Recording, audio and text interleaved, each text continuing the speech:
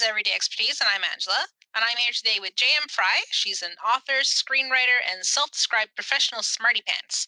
She's the author of 9 novels, among them the award winning Triptych, the Accidental Turn series, the Skylark Saga, and the 2019 Watty Awards winner, A Woman of the Sea. Hello! Hello! Hello! Happy Family Day, because we're recording on Family Day. And happy not Family Day, because Not all the provinces. my province, for some reason, we don't celebrate. Yeah. Yeah. That's so weird.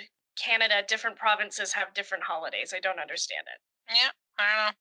Yeah. I don't know. I mean, I know that you get like civic holiday in Ontario Yeah. because we have Saint Jean Baptiste in Quebec. Yeah.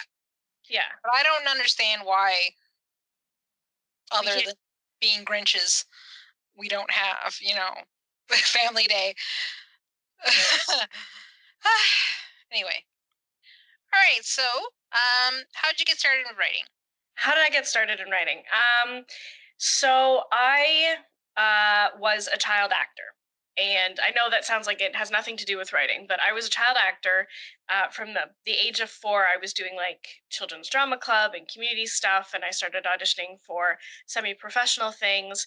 And when you're an actor, you learn how to tell stories. And sometime around junior high school, I started going to like drama camps and things like that, where you start writing your own skits and you start writing your own plays and then your own scripts. And sometime around there, I kind of really discovered a love of storytelling. And obviously, as an actor, you have to have a love of storytelling, but the written part of storytelling, I think it's mostly because I'm really type A and I really like being in control. So when I'm an actor, someone else is telling me what to do. When I'm the writer, I get to tell everyone what to do, including the director and the producer. Sure, you can be the puppet master. Yeah, I do. It's wonderful. And then sometime around 1991, when Dracula the series was on the air, I discovered Dracula the series, and that's when my school got dial-up internet and AOL, and I would look up the TV shows that I really liked: Hercules and Xena and Dracula and Dragon Ball Z and Sailor Moon and I'm trying to think of what else, Forever Knight. And I discovered this thing called fan fiction, and it was amazing because it was the ability to tell stories without having to do all the boring background work of like building a character or building a world or any of that. You could just start telling the story. Right. And so I started writing fan fiction, and I wouldn't say I became like a big name fan. I was never massive, but I had a really nice following. And around second year university, I had discovered a few other friends at school who were big Harry Potter nerds, and I was serializing a big fan fiction called Harry Potter and the New Neighbor, which is still available on fanfiction.net if you want to go read it. And I kind of made some friends that way. And one of my TAs said, you're actually like, you don't suck at this. You're actually not bad at this.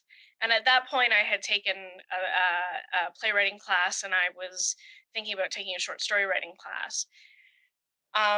And they just started to encourage me to maybe try to write something original. And I kind of thought I didn't want to. Like, I was in theater school, I wanted to be an actor. That's what I wanted to do. Maybe a playwright once I got like old and no one wanted to hire me anymore. So, like after 35. And you laugh, but it's true. It's depressing and it's true. Yeah, it's true. Yeah. So right around then, I was sort of thinking about writing an original book, and I started doing NaNoWriMo. Like, this is going to be my 18th or 19th year this year. Yes, that's how long ago I was an undergrad. That's pretty close to how long ago I was too. Yeah. All right. Good. But I sort of noodled with some things, and I wasn't really serious about it because I was going to be an actor, and that's how I was going to tell stories. And then in 2006, I got hit by a car, and I was laid up for 6 weeks, and my leg was in a cast. And that was sort of it. That was kind of the end of the acting career. I tried to make it happen afterwards, but I can't. dance anymore. I can't stand around for as long as you need to. I mean, if you're in a play that's 3.5 hours long and you are spending 3 of those on the stage, I can't, I'm not capable of doing that anymore. I walk with a cane now. Mhm. So in that 6 weeks, I was really struggling with what kind of a storyteller am I if I can't be an actor? And it came back to me that maybe I should be trying to write original books. Um, and I had some friends there who were big into fan fiction. Helen and Liz that I met, where I think I failed to say that I was in Japan at the time. Mhm. I was living and working in the land of the rising sun when I got hit by a car. So, Japanese hospitals, awesome. Japanese painkillers, amazing. Oh, fantastic. But I was talking with Helen and Liz, who were two British people who lived near me, and we had sort of formed this fan fiction kind of writing club.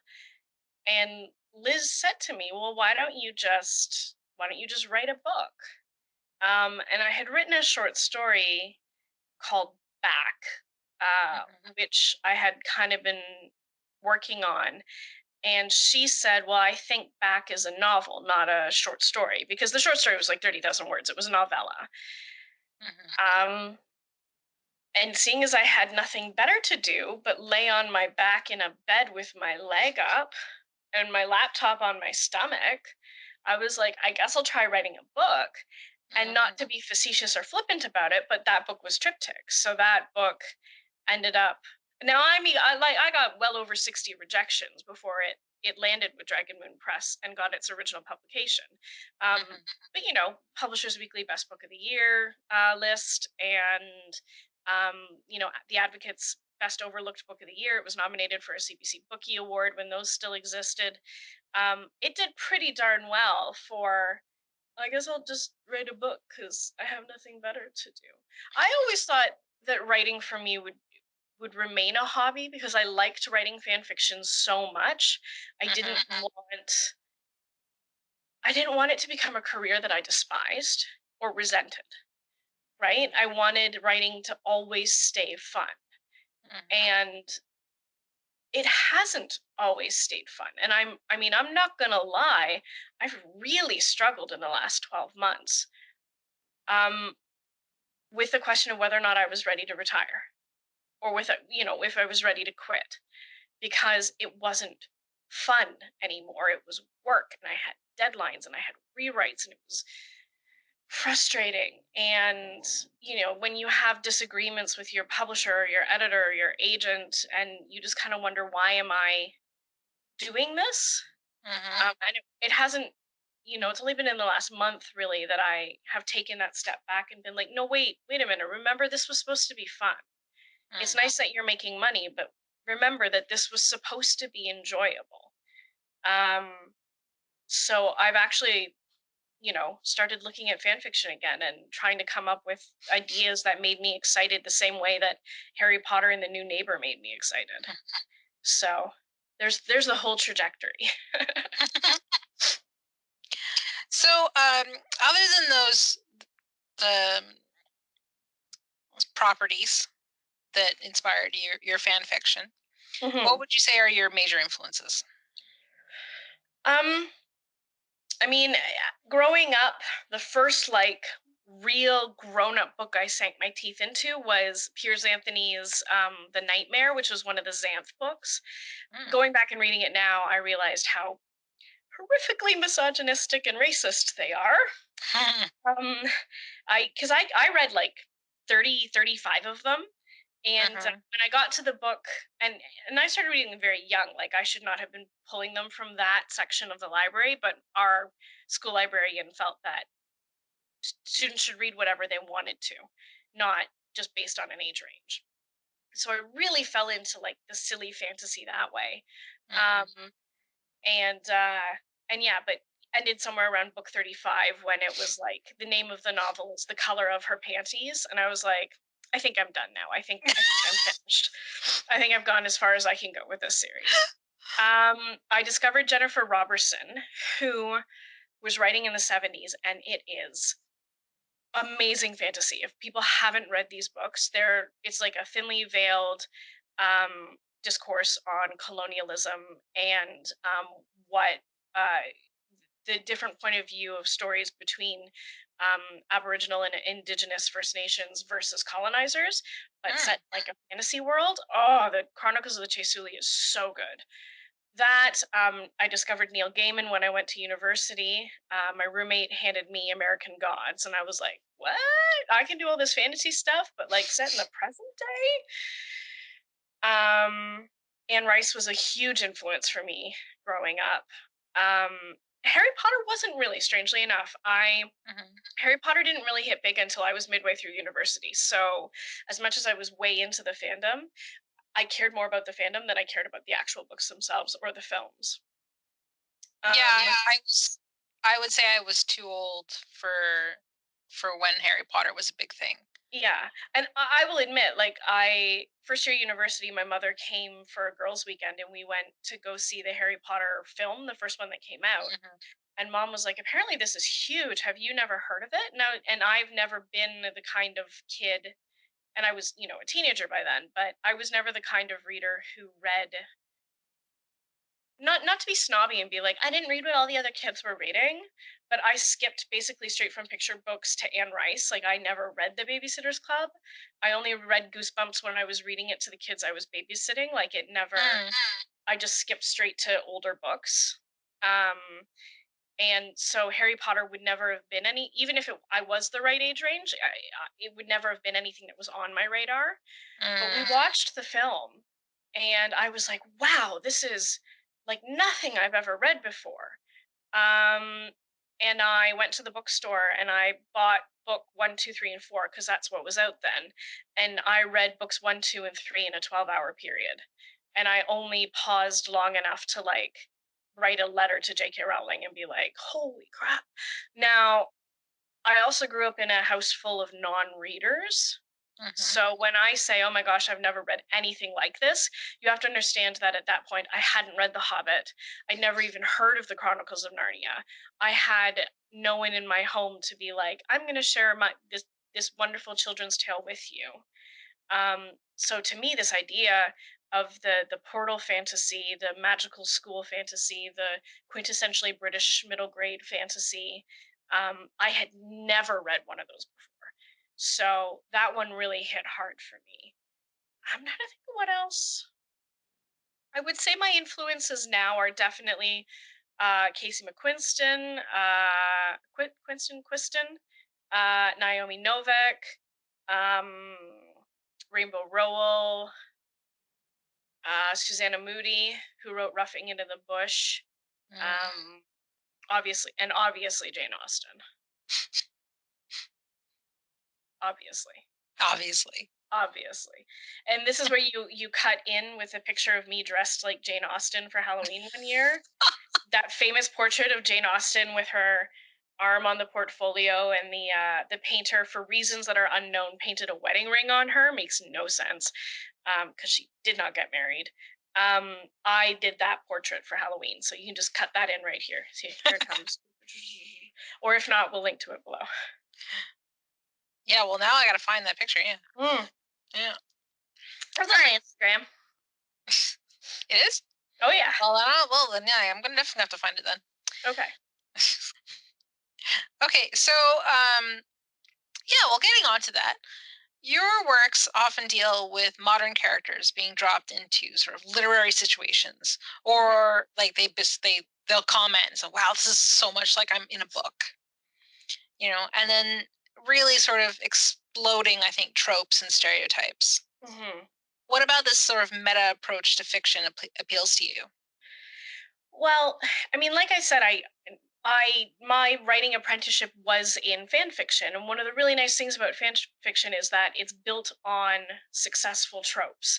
Enemies to lovers, slow burn, but they were roommates. There's only one bed, cabin in the woods, all of that kind of thing. And one of my favorite tropes fan fiction is the Mary Sue, and I love the Mary Sue trope so much that I actually wrote my master's thesis on Mary Sue fan fiction. If you want to read it, it's available for free on my website. It's called Waterlogged Mona Lisa. Which is a reference to a line from the play Goodnight Desdemona, Good Morning Juliet, where the main character Constance Leadbelly says, "A baby and the Mona Lisa float by. Which of these two treasures do you save?"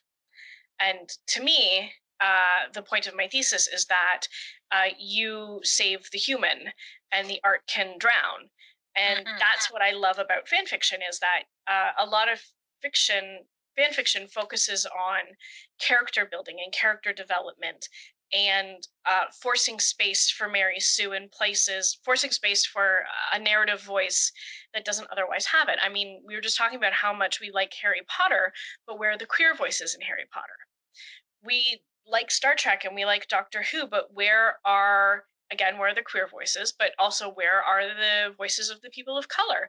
Until just this past couple seasons, the Doctor's never been a woman. So where are the feminine voices and the female voices? Where are the trans voices? And that's one of the amazing things about a Mary Sue is that they drive a wedge into a narrative and force space open for that person to be there. And a lot of people say that Mary Sue's are really they disrupt the narrative. It's like reading a story through a chain link fence where you, the reader, are kept on the other side of the desire and you just have to watch somebody else have the adventure.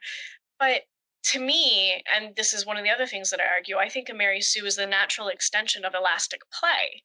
And elastic play is basically what you do as a child. If you can imagine being a certain age, 6 or 7 or 8 years old, and being on the playground and playing Ninja Turtles with your neighbors. And the idea is that you go, "I'm Donatello, I'm Raphael, you're the only girl, so you have to be April O'Neil." And that happened to me all the time. It drove me crazy. I was so happy when they introduced Venus. I was like, yes, I can be a turtle. I don't just have to be kidnapped and rescued all the time. And children do that. And, toddlers will tell a story about themselves. Today I did this, today I did that, today I went for tacos with the GO train. Children put themselves into narratives in order to understand the scope of the world and how the world is structured. And so when we tell the first stories, our first stories always star us. And the older we get, the more we're forced to let go of that because suddenly the stories are only about heterosexual cis white men. Because they're written by heterosexual cis white men. So that's where Mary Sue comes in, because now you get people like you, like me, people who are trans, people who are female presenting, people who are cis women, people who are queer, people who are deaf, people who are non-neurotypical, and they're grabbing hold of this story and they're doing elastic play. They're forcing space into it. And when people do that, I mean, I genuinely love reading Mary Sue's because I love seeing how people change the characters around them or change the narrative to fit someone like them. So for me, when I write my fiction, long story short, is I still want to talk about those things. So in the Accidental Turn series, the narrator character is actually a fantasy character. He's a character in a set of fantasy books. So the Accidental Turn series is an epic fantasy series about characters in an epic fantasy series who discover that they're characters in an epic fantasy series and escape the epic fantasy series. And one of basically the love interests that I introduced to him is a Mary Sue character. And because she's exactly like you and I, and probably a lot of people listening to this, she understands the tropes of fiction. She knows what the hero's journey is. She knows who the Tiresias character is. She knows who the wise bird character is. She knows the trope of the singing sword and the mythic hero and all this. So when she meets it on the road, she's like, oh, this is the part of the story where we're gonna have to have a terrible battle and one of us is probably gonna die. Let's go left instead. And I love disrupting stories that way, the same way that Mary Sue's disrupt a canon. I like to disrupt the tropes and the stereotypes that you expect in the genre I'm writing in, by Mhm. lampshading them and then having my characters do something else. Hmm. Well, and I mean, if you talk about Triptych, Triptych's not as metatextual, but I made a point of creating a character who's the geek everyman. Basil is definitely the geek everyman, so every situation he gets into, he's like, "Oh, this is just like that episode of Star Trek. Oh, I saw this on Doctor Who once. Oh yeah, this is totally like that moment on Stargate." And actually, it was very interesting working with my editor because she kept trying to pull certain references out because she's like, "Well, everybody knows Star Trek, everybody knows Back to the Future, everybody knows Doctor Who, but nobody knows what Stargate is." And I was like, "You have to keep the Stargate references. You have to." Mhm. Um, so it's interesting about what references were universal and which ones people get and which ones they don't. So Mm. that one wasn't specifically a meta text novel, but when you create a geek everyman, he has to talk like a geek everyman. Yeah. So, you published your most recent novel on Wattpad, Yes. and you have excerpts of others on the platform. hmm How's your experience been, and what about it appeals to you as an author? So far it's been good. I joined Wattpad almost immediately after they started. So I think they're like 12 years old, and I joined like 10 or 8 years ago, something like that. But at the time, I didn't have anything original that I was allowed to share because obviously, when you sign a contract for a book, the only person who can publish the whole book is your publisher, unless you have Mhm. a different deal. But I was allowed to put excerpts up in order to try to pull people from the platform over to my website to buy the books, which was not successful at all. I'll just tell you everybody now, not successful at all. Hmm. Um, but I always found it a really fascinating um, business structure because agents were going on Wattpad and finding clients. Publishers were going on Wattpad and finding books to publish.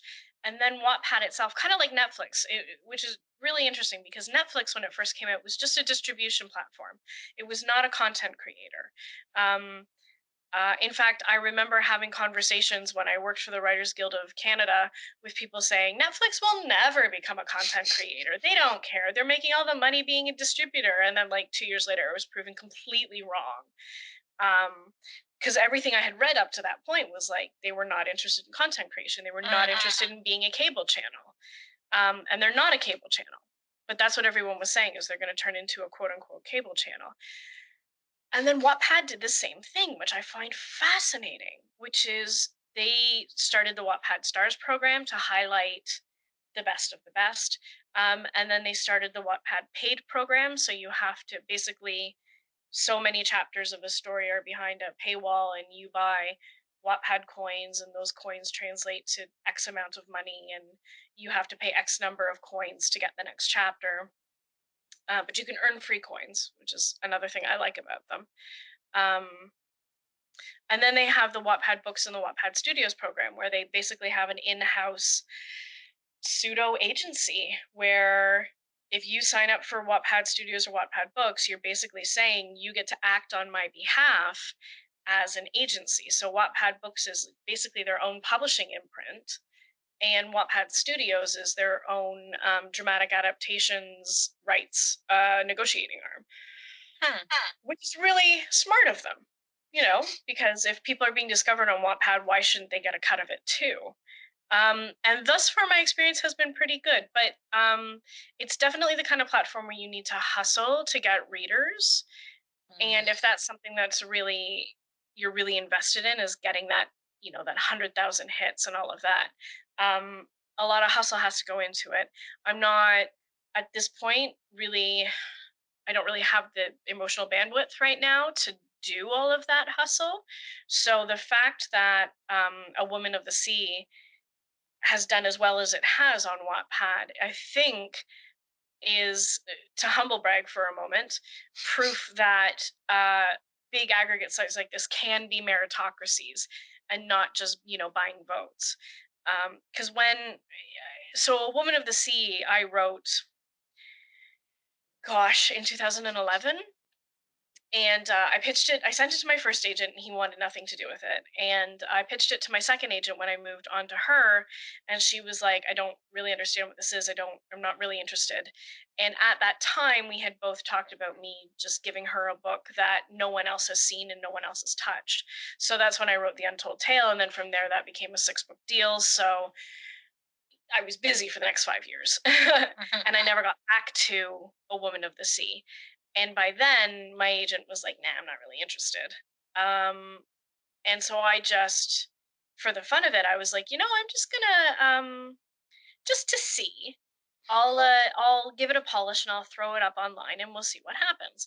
And that was October that I decided to do that. I polished it over the holidays, and then February last year is when I started posting it. And I did no hustle, I did nothing, so nobody read it. There was only like 200 reads on it. And then they sent around a thing saying, "Do you want to submit for the Watty Award?" And I was like, "Well, the worst that can happen is they say no." Okay. And I submitted, and then suddenly I won a Watty, which I didn't expect because Wattpad doesn't release a long list or a short list. And the important thing about an award releasing a long list is that the people on the long list now have a month to start preparing assets. So the big thing is like, um, I I won completely out of the blue, and I was so on the back foot, and I was not prepared. My agent was not prepared for this. I hadn't built anything to put on my social media, and then actually the day that I won was my birthday. So I had the day off, and my phone started going ding ding ding ding at 6 a.m. And I was like, this isn't gonna happen. I'm not gonna do the happy birthday Facebook messages at 6 o'clock in the morning. No. So I turned my phone right off, and sometime around noon, I woke up and I was like, well, I guess I'll get out of bed and look at my phone. And then there's like 500 messages and missed phone calls and all this stuff because they had announced that I'd won this big award, and I wasn't conscious. So, and then I had to like, I was late to my own birthday dinner because I suddenly had to sit down and start building all these assets to be like, I needed a Twitter banner and an Instagram banner, and I needed to update my website, and I had to make a blog post, and I had to do this, and I had to do that, and I had to send this to my agent and that to the publicist and all this stuff. And it was just like, ah. So it was really awesome. And from there, I was invited into the Wattpad Stars and category, and then they've featured the book a couple of times on the website. So now it's just a couple thousand shy of 100,000 views at this point. And 100,000 sounds like an impressive number until you remember that it's 100,000 views because they count per chapter. So it's 100,000 views divided by 34 chapters. Mhm. But still quite impressive. But turned down for the paid program because of the structure of the romance, not because of the quality of the writing. And it's still with Wattpad Studios and Wattpad Books, and they're deciding whether or not they want it. But so thus far, my experience with Wattpad's been wonderful.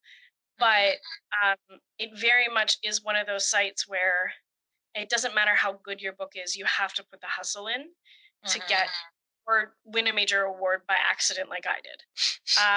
So it's a great place to build community, and the forums are really nice, and it's a wonderful place to test yourself as a writer. But so is fan fiction. Mhm. Yeah. All right, so this show is very much about process. Hmm. Can you walk me through your process, say from idea to your finished book? Hmm. What do you do Okay. first? Cry? No. Drink? No.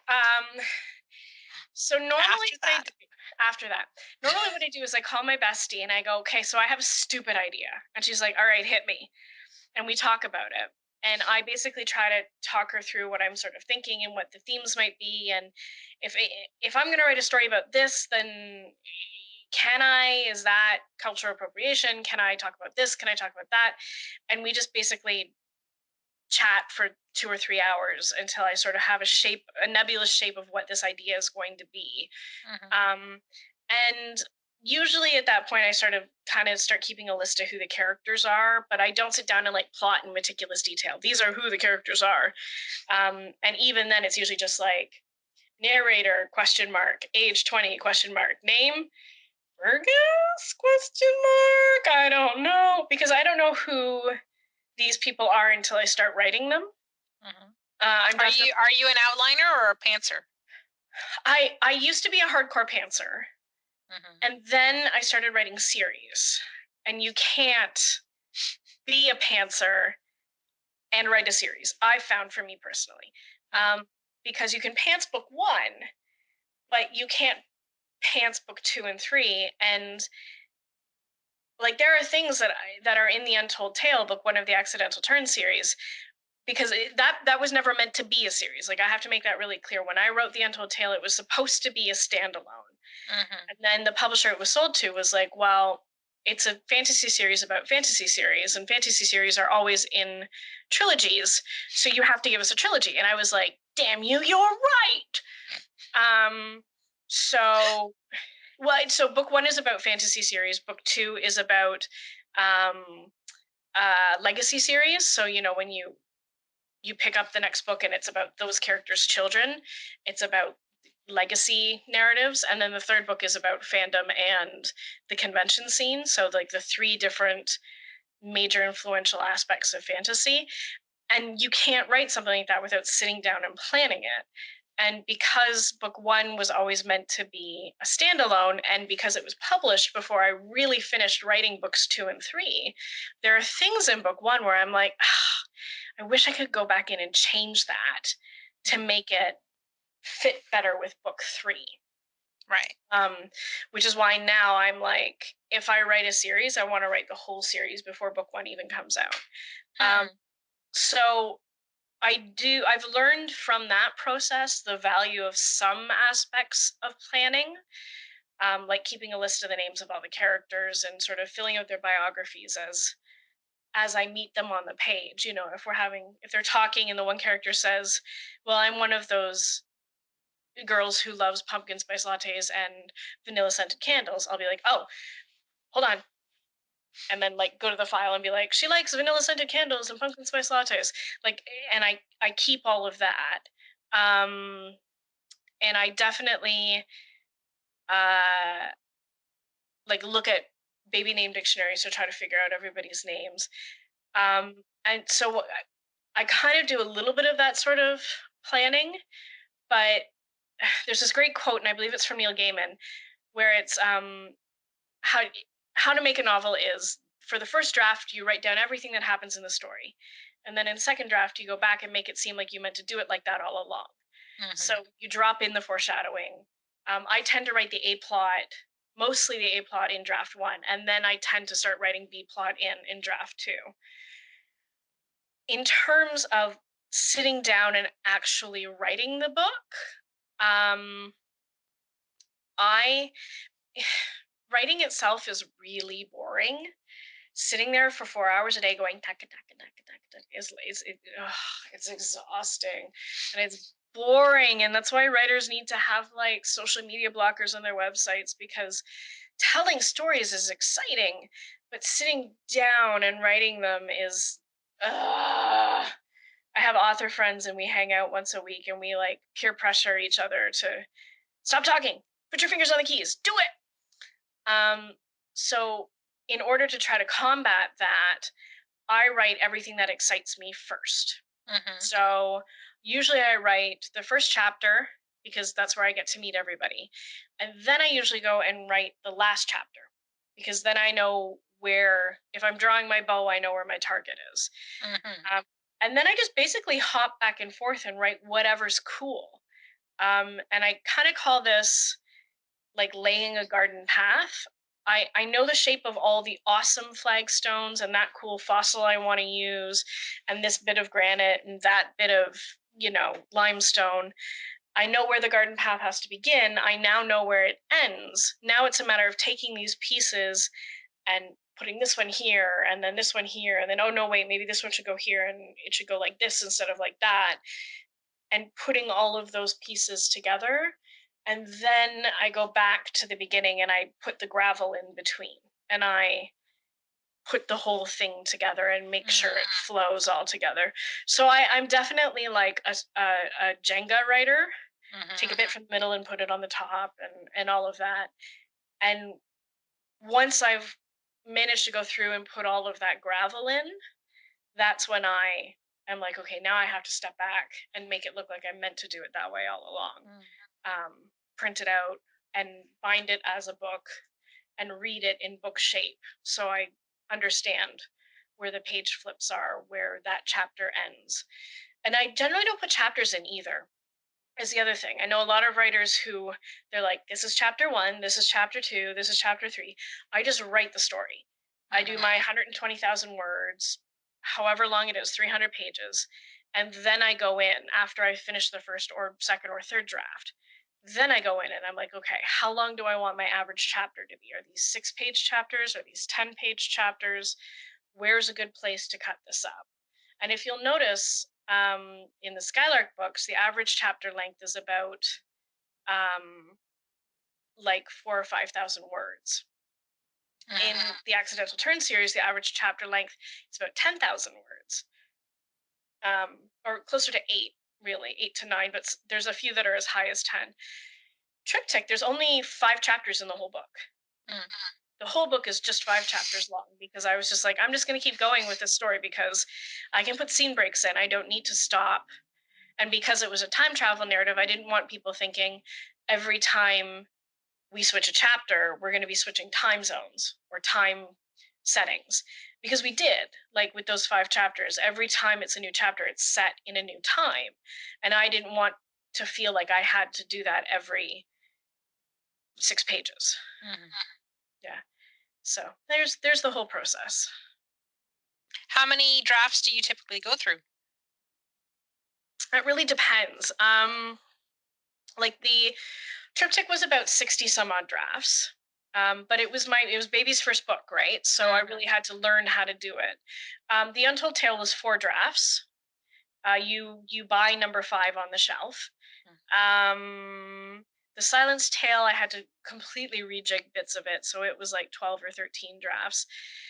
The Skylark Saga, I don't even want to tell you. I'm pretty sure it's close to 75 drafts because that book has been reworked and torn apart and rewritten and taken back down to the foundations and rewritten again.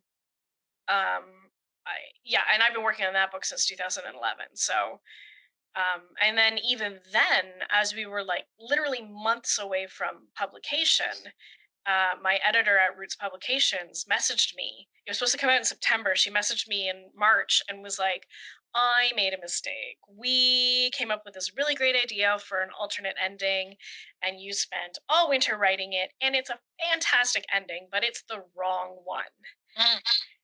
Let's do it again. So with like a month to spare, I rewrote the entire third act of that book again for like the 5th time. So the correct answer is the book gets as many drafts as it needs until someone pulls it from my claws, until I have to be forced to give it up. Yeah, but definitely, usually more than 5, because I'll write a draft and then I'll write the second draft and then I send it to a beta reader and I write the third draft and then it goes to my agent and then I write the 4th draft and then it goes to an editor and I write the 5th draft. And then pretty much everything after that is how many beta readers did it go to? How many times did the ending change? How many times did an editor or an agent ask me to rewrite that section? And a draft for me is anything, if I change anything that's significant enough that I may regret it in the morning. To me, that's a draft. So something like going in and fixing typos, that's not a draft. But removing a scene or adding a scene or changing a significant detail of a character. If I wake up the next morning and go, no, that was the wrong move, that's the difference between a draft for me. All right. What's something you wish you'd known about writing before you began? It's more important to have no agent than the wrong agent. Sorry, it's better to have Mhm. no agent than the wrong agent. The most important thing is to have an agent that you can really communicate with, who understands the kind of thing you write, so that when you pitch your next book, because of course an agent isn't just for that book you wrote, your agent is supposed to be your partner for your entire career. um, so if you pitch them one book and they love it and that's the book they sign you on, but they don't love anything else you pitch after that, then that might not be the right agent, because that person is supposed to be with you for your whole career. So you really need to find somebody who gets you as a creator, gets you as a storyteller, understand and respects your process. Because you don't want an agent who's like, I need you to write a book a year, when you're the kind of person who writes one book every 10 years. Um, and somebody who supports you in the way that you want to be supported. If you need a hand holdy, I'm going to call you once a week and cry kind of agent, then that's the kind of agent you need. You can't go with a hands off, I only deal with the business kind of agent, because there's both kinds of agents. And I mean, people looking for an agent right now have a lot of, it's much better than it was 15 years ago when I was looking for an agent, because Twitter didn't exist. Agencies weren't on Facebook. Instagram wasn't a thing. There were face-to-face conferences, and you could go to science fiction and fantasy conferences and meet agents that way. But it was almost by chance. Like, you had to scan every convention website, and you had to know the name of every convention or every agency there was. And the only way you could really find that was like going and buying that giant Bible that they had that Yeah. they put out once a year, the writer's guide. Mm. Or what I did, which is walk through the bookstore, find all the books that were like the books that I wrote down the names of the writers, went back home, looked up their individual websites, and found the names of their agents, and then found the agency. And built like this meticulous spreadsheet, because, like I said, I'm type A and I like to be in control of everything. People looking for an agent now have the ability to talk with them on Twitter, to make jokes, to figure out if you guys can communicate well together. Like, there are advantages that people who are looking for agents now, have over when I was looking for an agent. Because, as I said, I mean, I'm on my second agent. The first agent that I had was not a good fit whatsoever. But I went with him because he offered.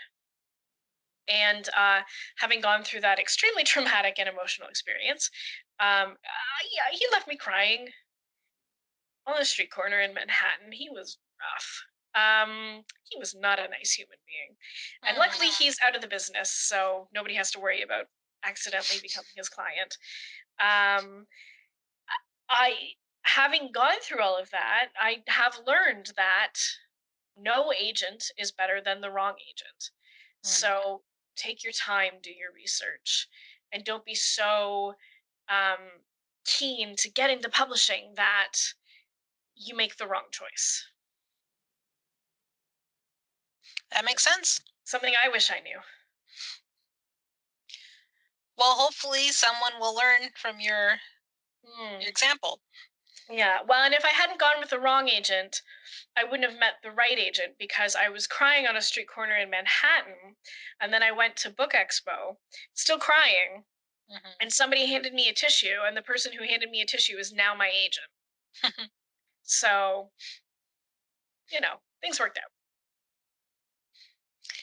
How do you integrate your writing into your daily life? Mm. I am fortunate or unfortunate enough at this exact moment to be unemployed. I'm between contracts right now for the day job. So I'm quite lucky in that I have the ability to just write all day if I want right now. And post the accident, it took me a while to get back into the day job, and I've had another accident since. I'm messed up. Where I was actually not working for 2 years while I was doing rehab. Um, so on when I don't have a job, I basically write. Get up in the morning, do my emails, do my admin, do all the stuff that you don't really need to engage your brain too much with. You just have to kind of answer. work out, shower, eat, and then I try to do at least 4 hours in the afternoon. 4 hours or 4,000 words, kind of whatever I hit first. And I tend to write about 1,200 words an hour. So if I really am going, so that's sort of how I do it. The Mhm. times where I do have a day job where I'm out of the house, I tend to do like one evening a week with my author friends where we kind of peer pressure each other into write, and then either Saturday or Sunday. So I'll take one full day to just do writer stuff. Because all the admin thing, I can do that from my phone on the streetcar. Fun fact, I live in Toronto, and Toronto is 1 hour away from Toronto at all times. So I don't think my commute has ever been less than 20 minutes. And that's Mhm. more than enough time. And, like one of my commutes when I was working for an airline was like 120 minutes every day, both directions, because I had to get to the airport. Uh, so that's a lot of time to do all the admin stuff. So Mhm. then when I come home, if I have nothing else to do, I can just sit down and focus on the creative part of it. But if I can't do that in the evenings, or if I want to go have a social life, or I have a reading appearance or something like that, then I try to reserve one of the 2 days of a weekend to just be creative. And I find that Mhm. really helps because you can't logically say, I'm always going to sit down and always going to write Sundays at 2 o'clock.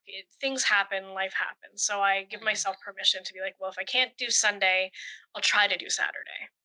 And I know there are people who like get up at 4 o'clock in the morning and write from like 5 to 7, and then they have to get the kids up and take them to school. And I'm just like, "Mwah, I like sleep too much.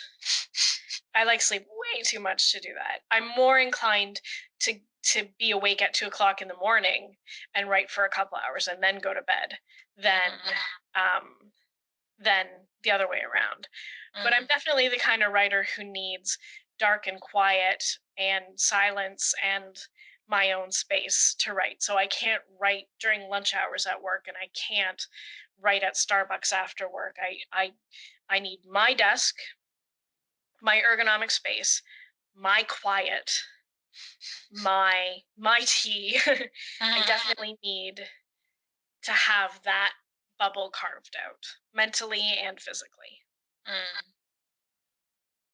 So, favorite aspect of writing?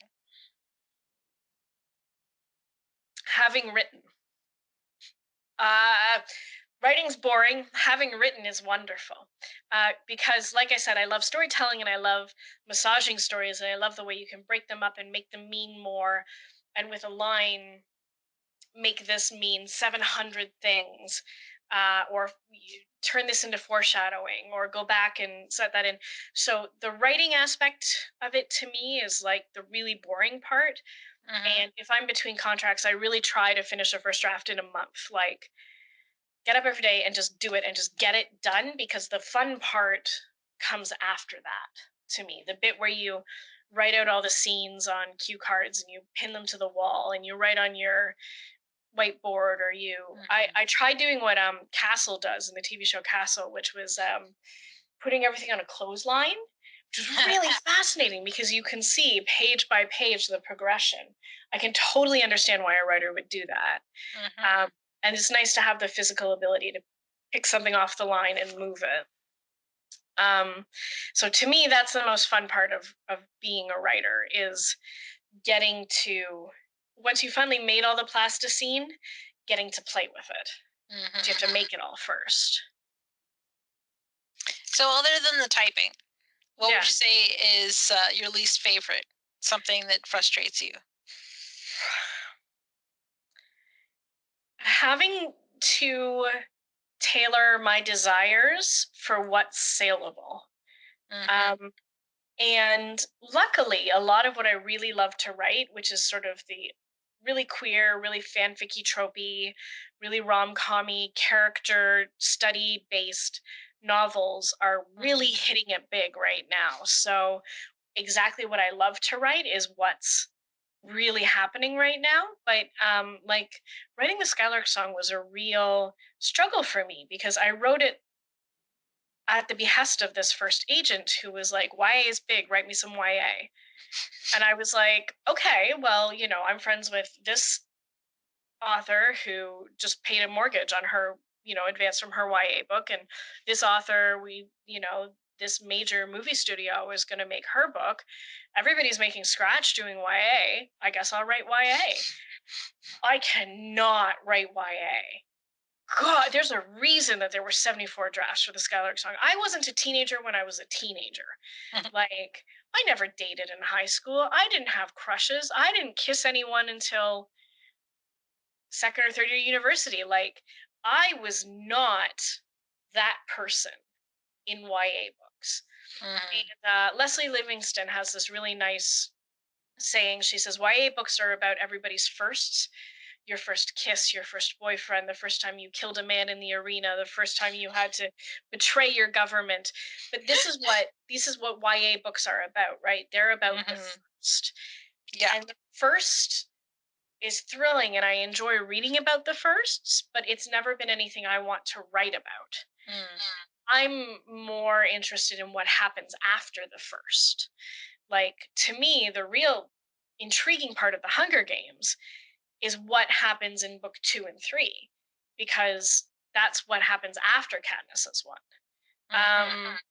And so me trying to write these YA books where it's supposed to be a first and it's supposed to be an origin story and it's supposed to be young love and all of these things that didn't interest me when I was that age. And now I have to go back and try to pretend that that's something I care about. I'm a terrible YA writer. The Skylark song is only as good as it is because of how much work the editor did. She's the one who made it really a solidly YA book. Um, uh, yeah. So for me, it's sort of the market pressure thing. Like, Mhm. there was something that I wanted to happen in one of my books, and my agent told me not to, because if I did that, it would make it unsaleable in Asia. Mm. And I gotta pay rent.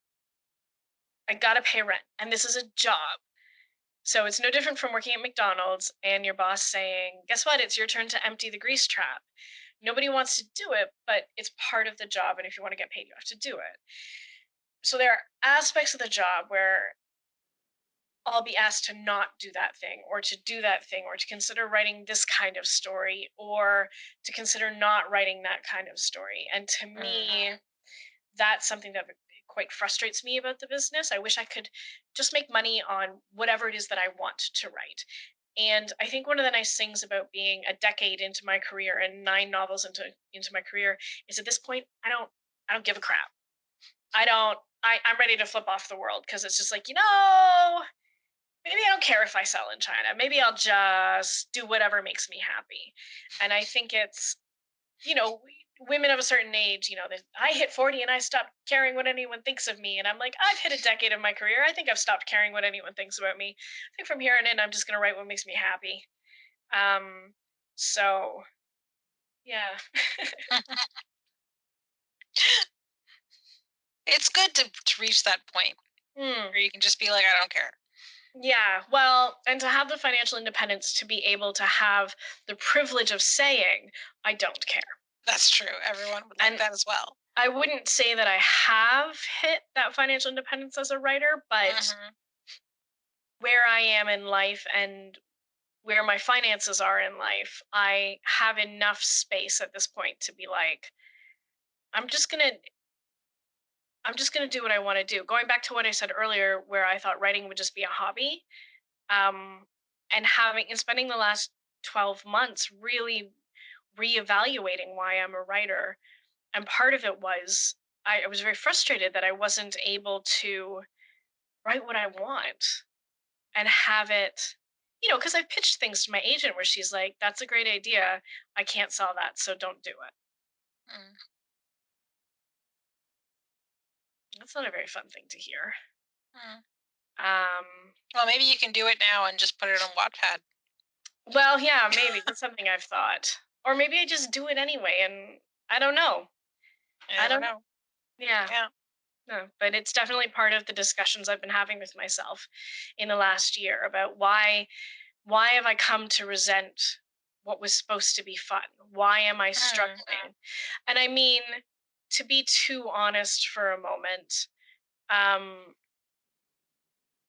I'm living basically in a pit of grief right now because we lost my grandmother a couple months ago, and it's been a very difficult loss for everybody because she was so healthy before, and she was the matriarch. She was the head of the family. She had 5 daughters and 5 sons-in-laws and 13 grandkids, and now we all have spouses, or almost all of us have spouses, and there's great grandchildren. I mean, we're like 50 people when we sit down for Christmas dinner together. So it's very difficult to lose a driving force in your life like that. And everything that goes with it. And there's other major illnesses happening in my family, and um I lost a work position in a way that was quite rude. So that really took me aback.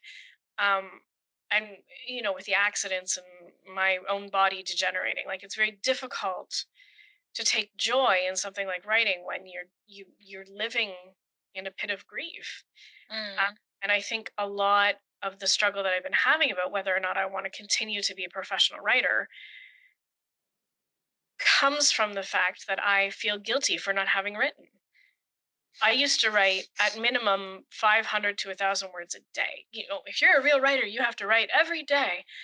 And I kind of took that to heart. And in the last 8 months, I mean, the last year, probably the last 13 or 14 months, ever since I handed in those revisions in March, I just can't write, can't be creative, can't do anything but sleep. Um, Do you feel like that's block? I don't believe in writer's block. Um, if you can't write, there's a reason. And it's either you're living in a pit of grief, like I am, Mhm. you're going through a depressive episode, you're you need to talk to your therapist, you're in the middle of relationship troubles. There's an external reason why you can't write, or there's an internal reason why you can't write. So the story's not working and you know that it's not working, and you're fighting against the story all the time. You've backed your characters into a corner, or you're telling it from the wrong point of view, or there's something within the narrative telling you that this isn't functioning, which is why you stop. So you either need to step back and reevaluate, is it something in the story that's telling me that this story can't happen, or is it something in my life that's telling me that this can't happen? For me personally, right now, it's my life is trying to find a way to cope with the grief and find a way to healthfully, is that a word? That's a word now. I'm just an author. It's an editor's job to choose the right words. Figure out the spelling. um Hey, Shakespeare added 20,000 words to the English language. God bless the man. But I so for me, it's that struggle of, I know that it's external forces Mhm. that are making it very difficult for me to be a writer right now, and I can accept that, and I can process that like an adult, like a professional. But there's that nagging voice in the back of my head because I've really internalized that BS about a real writer writes every day. And I've really internalized what a real writer is.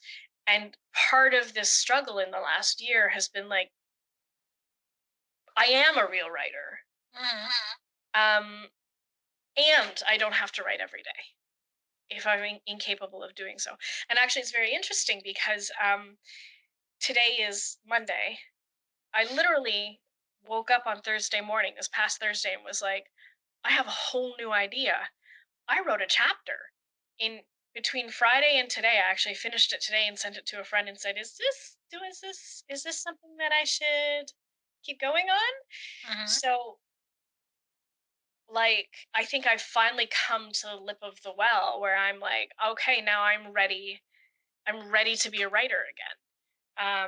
And some things have happened in my life that have really helped me feel confident about that. But I think, I mean, this is how long it's taken.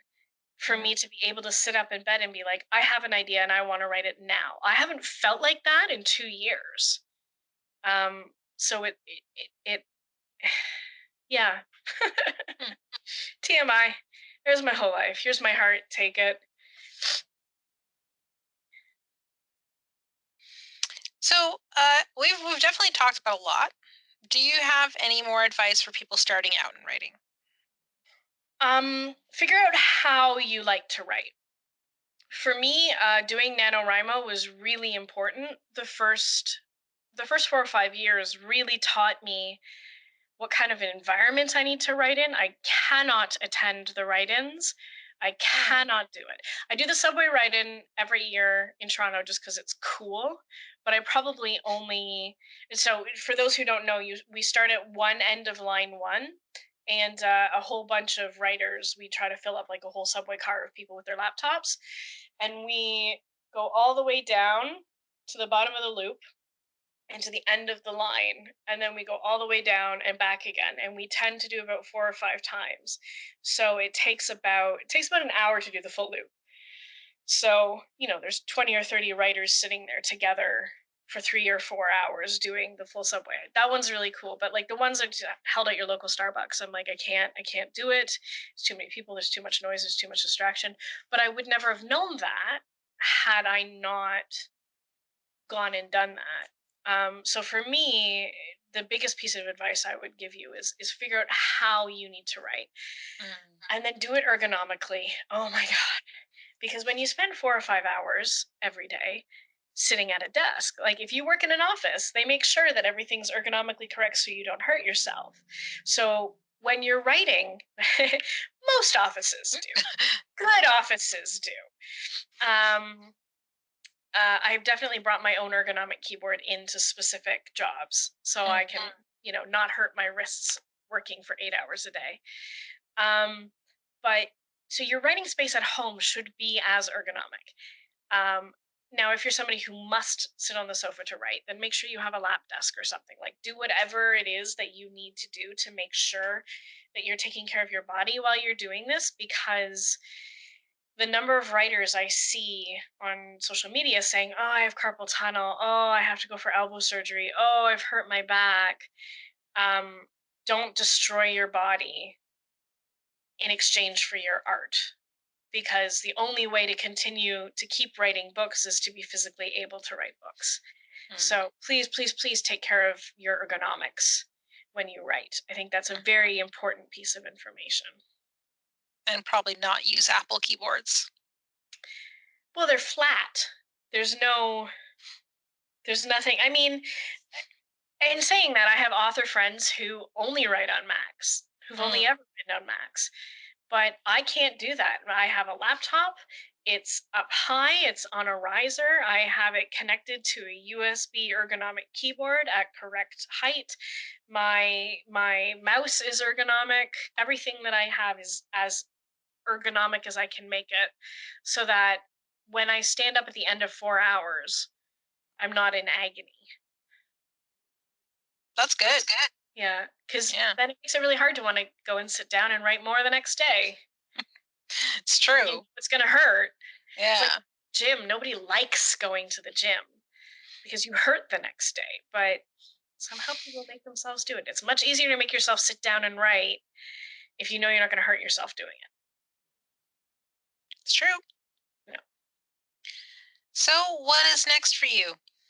What is next for me? Well, I started a book on Thursday, Yay! so we'll see where that goes. I have no contracts on the horizon. I have a couple of books finished that I'd like to pitch around. I have a couple of pitches that I would like to submit to see if they're worth pursuing. But I mean, I started a book on Thursday, so maybe I think that's just what I'm going to do. Yeah. After that, I will be at Pretty Heroes Con in July. I will be at Toronto Comic Con in March. I will be teaching 2 lectures at the Toronto Writing Workshop in August. Um, and that's sort of all that I have planned for the year right now. But of course, as always, I'd love to do more conventions. I'd love to go do more events. And if if there's a convention that you go to all the time and you would like me to be there, then the best way to get me there is to contact the organizers and say, please invite J.M. Frey. We think she's cool. Because they love to hear somebody that they know you're going to pay to go see. Mm-hmm. So, yeah. That's kind of it for me right now. Yeah. That's pretty cool. New book. Yay. I don't even know what it's called yet. It's really exciting because I have no idea what's going to happen. I don't even know the ending yet. All I know is I wrote the beginning. Maybe it'll be the beginning. Maybe it's a middle chapter. I don't know. But I wrote a thing. That's cool. Yeah. So how do people find out more about you? To find me, my website is www.jmfrey.net. Twitter and Tumblr is at SciFrey, SCIFREY. Instagram is j.m.frey. So is Facebook, and then the Facebook group page is JM Frey, no dots, fan page. Yeah. And we'll have links to all of this in the description below. Yeah. And you can find my work basically anywhere you can find Harry Potter. So the only format it doesn't exist in at this moment is an audiobook. But if you go to my website, I have a bunch of free short stories that have all been professionally recorded because, fun fact, my day job is I'm a voice actor. That's awesome. Yeah. Well, thank you, J.M. Thank you, everybody, for watching. This has been Everyday Expertise. Bye. Bye. Thanks for watching. We hope you enjoyed this interview. Be sure to share this video with friends and colleagues who may also enjoy this topic. Let us know your thoughts by leaving a comment below or check the description for our social media. See you next time.